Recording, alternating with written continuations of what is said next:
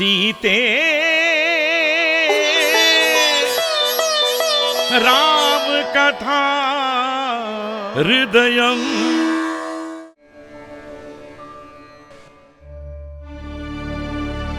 हे देव, हमें हमारे प्राण सर्वस्व पति से आप कभी अलग मत कीजिएगा। सुख में दुख में हर समय उनकी परछाई की तरह एक साथ चलने की हमें शक्ति दीजिए प्रभु।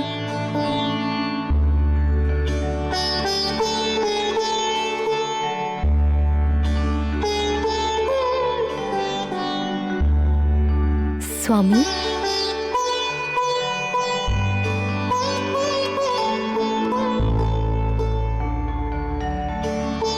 देवी, जब तुम अनवरत ही मेरे अंतरंग में बसी हो तो फिर अलग होने का प्रश्न कहाँ उठता है? ऐसी प्रार्थना करने की क्या आवश्यकता है? ये विश्वास तो हमें है स्वामी। हमें गर्व है कि हमें हमारे पति का संपूर्ण प्रेम प्राप्त हुआ है स्वामी। परंतु ये भय है कि न जाने किस क्षण दुर्भाग्य की छाया कुछ अनिष्ट ना कर दे। अनिष्ट की कल्पना से व्याकुल क्यों होती हो सीते?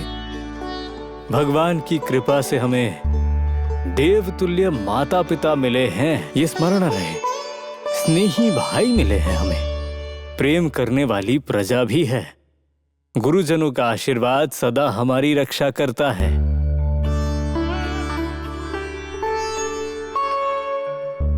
फिर भी माता कैकेयी देवी के पिताश्री महाराज अश्वपति की बात सुनने के बाद न चाहते हुए भी मन अधीर हो रहा है स्वामी।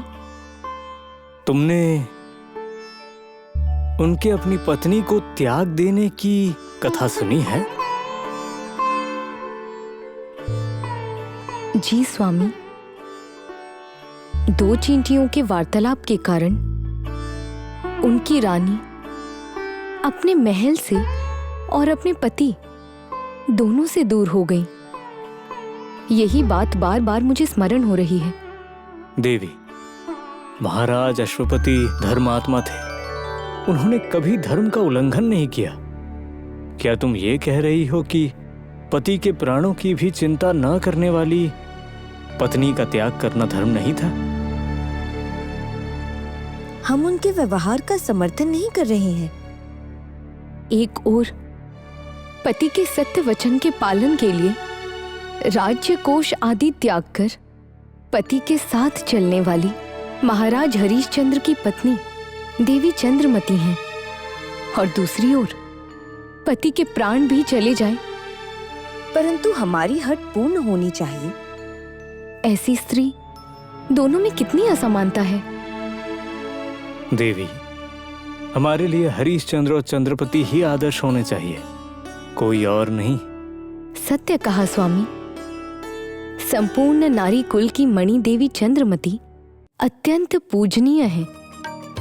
स्वामी, महल से साधारण व्यक्ति की तरह निकले हरिश्चंद्र और चंद्रमती की दशा। आगे क्या हुआ था स्वामी, बताइए। बताता हूँ देवी। भला इससे उपयुक्त समय और कौन सा हो सकता है, अभी बताता हूँ। अपना सर्वस्व विश्वामित्र मुनि को दान करने के बाद दक्षिणा का धन अर्जित करने के लिए वे काशी नगरी पहुंचे।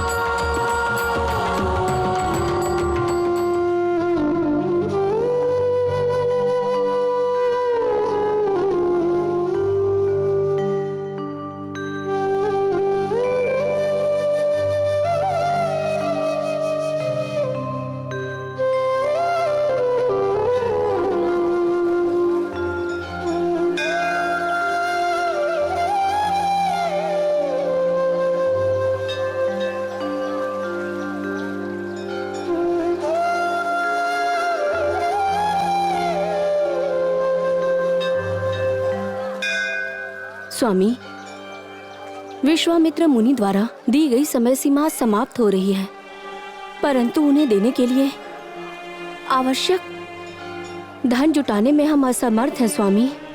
अब आगे क्या होगा, मुझे कुछ सूझ नहीं रहा स्वामी। हाँ देवी, मुनिवर ने हमें जो समय सीमा दी थी, आज उसका अंतिम दिन है।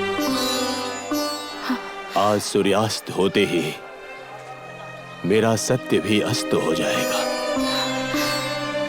मुनिवर को वचन दिया हुआ धन कैसे जुटाऊं, मुझे कुछ भी समझ नहीं आ रहा है देवी।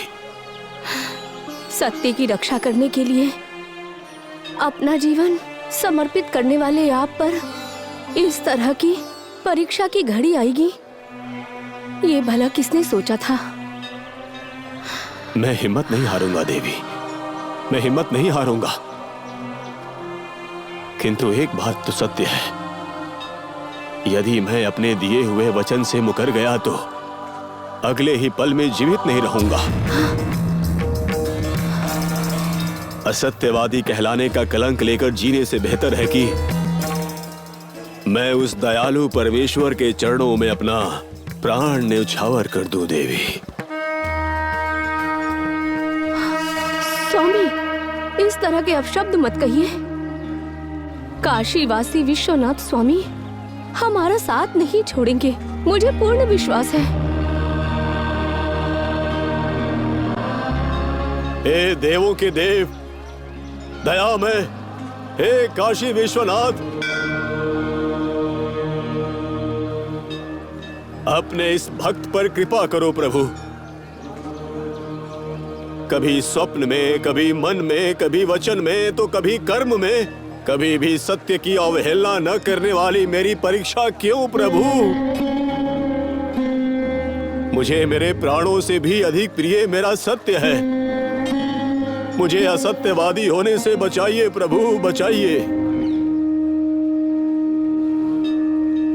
समय बीत रहा है, सूर्यदेव पश्चिम की ओर बढ़ रहे हैं। मेरे सत्य वचन की रक्षा होगी या मेरी मृत्यु, आप ही निर्णय करें प्रभु। आप ही गति है, आप ही मति है, आपके सिवा कोई शरण नहीं। उस करुणा मूर्ति विश्वनाथ से ही प्रार्थना करें, वे ही हमें कोई न कोई मार्ग अवश्य दिखाएंगे स्वामी। क्या पता उनकी दया से विश्वामित्र मुनि का मन पिघल जाए और वे धन चुकाने के लिए हमें कुछ और समय प्रदान कर दे। क्यों स्वामी? सत्य के लक्ष्य तक पहुंचने का कोई सरल मार्ग नहीं होता देवी, और ऐसी उम्मीद रखना भी गलत है। मैंने वचन दे दिया है, बस चाहे कष्ट हो या सुख, उसे पूरा करना ही मेरा धर्म है, मेरा कर्तव्य है। हरिश्चंद्र। लोहिताश्वा। मुनिवर,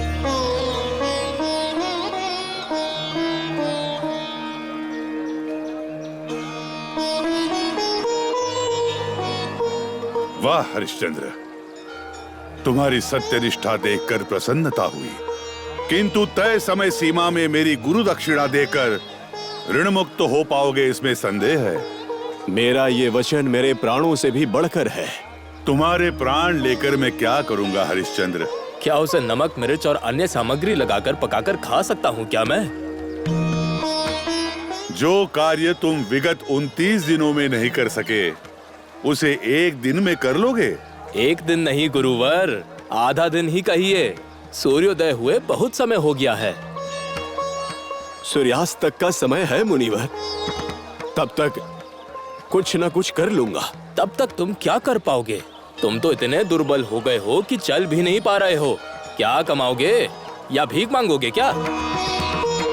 बेचारे, तुम्हारी पत्नी और पुत्र को देखकर मेरा हृदय फटा जा रहा है। तुम्हारे हठ के कारण तुमने इन दोनों को महल की सारी भोग विलासता से वंचित कर दिया।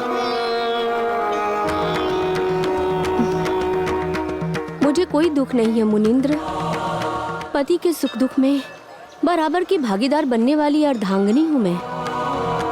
महाराज हरिश्चंद्र के सत्य के लिए मैं और मेरा पुत्र अपने प्राणों की बलि भी दे सकते हैं।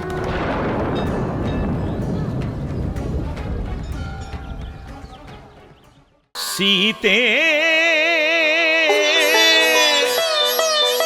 राम कथा हृदयं